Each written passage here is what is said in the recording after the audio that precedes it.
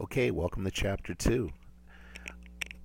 Last year, you took American history, and I think you got a good basic understanding of the colonial period onward. And one of the things we need to understand is that in order to understand the United States, it's good to understand what brought about the United States and the influences that created us.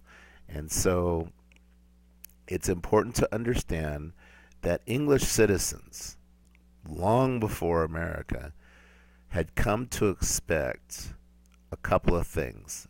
Number one, they expected representative government, meaning they had say, they could vote for people to represent them in government, and they could change those people.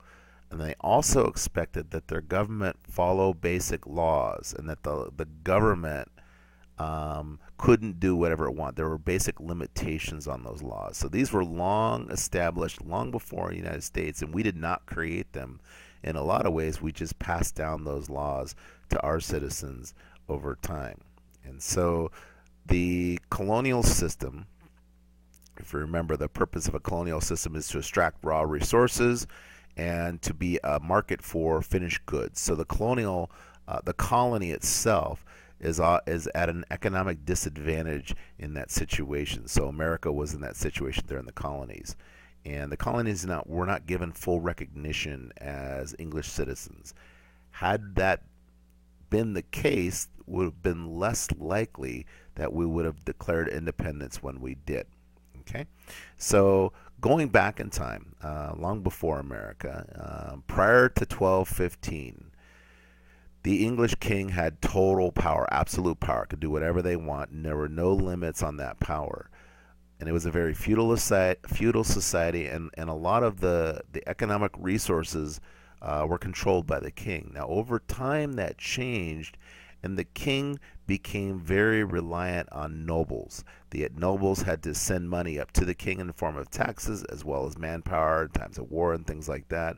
And so eventually, the nobles became aware of their power, and in 1215 this is the Magna Carta, they forced the king to sign paperwork to ensure the rights of the nobility. And this is an important thing to understand: is the Magna Carta only granted rights to the nobility, the elite, and so it did give them some rights, and this is the first instance of limited power. So the king's power was limited.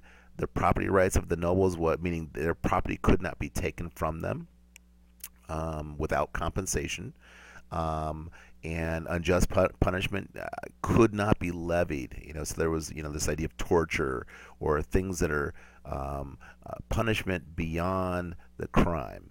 And then again, this is only for the nobility.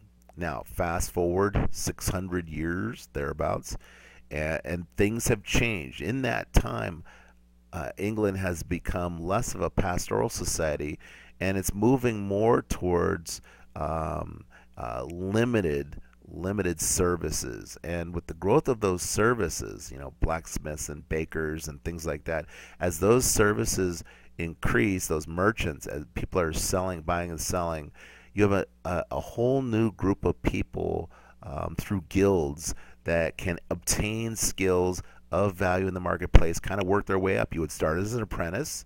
You would learn basic skills, working in a shop, safety, things like that. Eventually, you would reach the level of something called a journeyman, which would allow you to move about, to work underneath other masters. And then at some point, you would present a work within your field, your masterpiece, to show your skill and the other masters. So this closed guild system, it was fairly exclusive. Masters held the right as to who came, who went. In terms of apprentice, they were the ones that hired journeymen, and they're only ones who were allowed to hire journeymen. And they were the only ones who could grant the rank of master. And again, a master was allowed to open up another shop. So you couldn't just open up a blacksmith right next to another blacksmith without being within the guild system. So it's a very closed system. It's a lower level of elite. Okay, but it's different because it is possible for a peasant who's unskilled to be born out of again, born out of wealth, to be selected and brought into the guild and trained up. So whereas the nobility, that's all based on birthright. Okay, so this is a change, but don't look at this in terms of most of the society was still locked out in 1625. Only those merchants were brought in, and more people were allowed to be a part of the system.